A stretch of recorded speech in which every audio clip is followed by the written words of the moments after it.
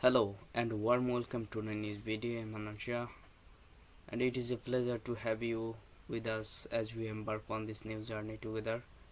We promise to deliver the facts, untangle the complexities, and keep you informed. Join us as we navigate through the headlines, providing you with the latest update and insights. We strive to shift through the noise to bring you the most relevant and reliable news. Stay tuned for the top stories that matter. I hope you will see how you understand about this video. Little talk about the video. Let's dive into today's headlines. Last week, a 22-year-old man was arrested for the murder of Ballarat woman Samantha Murphy, who has been missing since the 4th of February. Patrick Oren Stevenson has been named as the man accused of the murder. We now know his name, but his identity was initially kept secret under a suppression order. So what are suppression orders? And what do we know about the alleged murder of Samantha Murphy? What actually happened? So this case has had a lot of media attention in the last kind of month or so. So Samantha Murphy was a mother of 3 and she was 51 years old. And like you said, she's been missing since the 4th of February and she basically vanished without a trace. Here's what we do know. We do know that she was last seen when she left her home to go for a run in Ballarat, which is a city west of Melbourne. So for about a month, we had very little information about what exactly happened to Samantha. And then last week, Victorian police made this announcement. Detectives from the Missing Persons Squad yesterday morning at 6 a.m. arrested a 22-year-old Scotsburn man.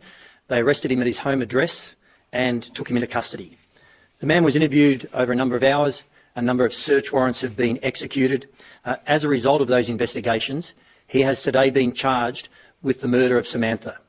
We will be alleging that murder occurred at Mount Clare on the day she disappeared. So police announced that a 22-year-old man had been arrested for the murder of Samantha Murphy. And when police made that announcement, they didn't tell us who they had actually charged, which is quite rare, right? Yeah, and that is a suppression order. Okay, and so there was lots of discussion online about why the system allows things like this to happen, suppression orders, where the identity of someone accused of a crime like murder can actually be protected. I do think that this is an interesting feature of our legal system and something that obviously interacts with media. Yeah. Can you just explain it? Yeah, so there's been quite a few cases where suppression orders have been really controversial in Australia. So I think the first thing to say is you need to understand that Australia's judicial system is based on the principle of open justice. What's that? And that basically means court proceedings are normally available for the public to see. Okay. I used to go to court for a law assignment while I was studying at university. You can walk in. And we've watched cases on YouTube. They are fairly accessible. Yeah, and the whole idea behind that is the public should know what's going on in the court system. But suppression orders, which are also sometimes called gag orders, are introduced in special circumstances if there is a need to actually restrict what is made public. So we have an open court justice system with this basic understanding that what happens in courts should be public. But then suppression orders, on the flip side, can force people to keep things a secret if required. Yeah. Why would there be a need to keep some things private, like the name of an alleged murderer? So the judge could have a range of reasons why they think the name needs to be sealed from the public. And it can be for things like the names of alleged victims and perpetrators in particularly sensitive cases, locations where people live. It could be any detail really of a case. So it's not always the name that we're talking about No. here of, for example, the alleged perpetrator. It often is. I mean, in reality, it often is the name, but it can also include any other identifying factors. I've seen some cases where suppression orders have been placed upon the name of a school, of a family member, of somebody involved. And more specifically, there could be instances where alleged victims of crime want to stop their name from being revealed. And that's because of the undeniable stress of being in the public eye. Okay. The judge might also decide that an alleged offender's safety is at risk, including for mental health reasons. It could also be deemed necessary in high-profile cases. So when there's heaps of media attention around a certain trial, if there's a risk that a person's right to a fair trial could actually be undermined by the publishing of details by the media. But what happens if the media doesn't abide by that? I mean, like, it's this rule that we all know as journalists that we have to abide by. Well, what happens if you don't? Well, there's big fines that publishers might have to pay. You could be fined more than $500,000. Those fines are decided state by state. So there's no consistent rule across the country, but it's a lot of money. Whenever I think about suppression orders, the case that I often come back to is of Cardinal George Pell, because there was a suppression order that forbid the media from saying his name in a case several years ago. And then media got in trouble. Which is the really interesting bit. Yeah, when some did use his name. Exactly. And those two factors there, the fact that such a high-profile individual had their name suppressed for so long, but also then that media got in trouble for trying to see how far they could push it, makes this a really interesting example. So for those who don't remember, in 2018, a judge made a controversial decision to stop media publishing any details of the trial of George Pell, so kind of a blanket ban, who was, at that time, Australia's most high-profile Catholic figure, and he was accused of sexually abusing 2 boys. Now, many media outlets tried really creative ways of getting around the suppression order. They did things like identified him as the most high-profile Catholic figure. They would, allude to things that he'd done in the past. And ultimately, they got in a lot of trouble for it. And 14 Australian publications collectively paid more than $1 million for their reporting on the case. Now, Pell was found guilty in that case, but the verdict was then overturned on appeal 2 years later. And that was obviously a massive moment. Huge moment. But I want to go back to right now, where there was a suppression order in the case of the alleged murder of Samantha Murphy. Yeah. Why was there this suppression order in this case? We're not talking about someone as high profile as George Pell. It's slightly different, yeah. So when this man was charged, his lawyers successfully sought a suppression order. So they applied to the court to have his name suppressed due to concerns for the alleged perpetrator's mental health and the risk of limiting the fairness of the trial. To tease out that fairness of the trial a bit more, that basically means that if it's a jury trial, they can't run the risk that somebody has read media reports with that person's name if the court deems that could put at risk the idea of having a fair jury. And all of that meant that the media couldn't actually publish his name, including us. And it meant that when we did publish stories around this, we turned off the comments because people would have felt inclined to comment his name. And then all of a sudden you end up in a situation where the media is inadvertently still publishing his name. Exactly. But then, and this is very common when suppression orders are placed in high-profile cases, a group of media outlets made a legal argument against the order. And saying they should be allowed to publish his name. Exactly. And the point they were arguing to the court was that their reporting was not going to influence the trial. Rather, they just wanted to tell their readers or viewers exactly what was happening. Mm-hmm.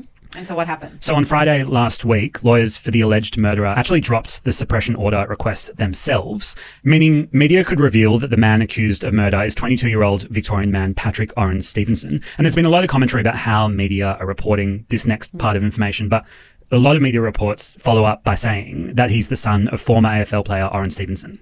And so what do we know about the alleged perpetrator, other than, I guess, what his dad did for a job? Yeah, and that's kind of almost as much as we do know. We don't know a lot about this man. We do know that he's from the Ballarat area. We don't know how he was connected to Samantha Murphy. Police have said, though, that they believe this was, quote, a deliberate attack. You said there that his legal team actually dropped the case for a suppression order. Yeah, his legal team withdrew the request. Why would they do that? So his lawyers spoke in court on Friday, and according to the ABC, one of his lawyers said the current media storm has now become inclusive of the family of the accused, and the defence intention to assist, so their application to have that suppression order, has only become far more destructive as a mechanism to the client. Right, because everyone was focusing on that suppression order and who it was about. It became a bit of a kind of guessing game of who this person was. And the lawyer also kind of criticised how much attention, as you said, the suppression order itself was receiving. Stevenson has also not entered a plea deal, meaning we don't know if he will plead guilty or not guilty. So basically, can't give you many answers, but this will be a developing story. Sam, I think it's interesting to understand how suppression orders work because it's something that we have to abide by in media. And, I often see comments on other posts that we do asking why, for example, we've turned off comments or asking why we've made a certain decision not to name an alleged perpetrator. So I think this, idea of media literacy is really important and is something that we will continue to try and do here at the Daily Oz. Thanks for joining us on today's podcast. If you learnt something, let us know. You can leave a comment on Spotify. If you head to today's episode, there's a little question box there. Let us know what you think. Otherwise, we'll be back in your ears again tomorrow. Have a great day.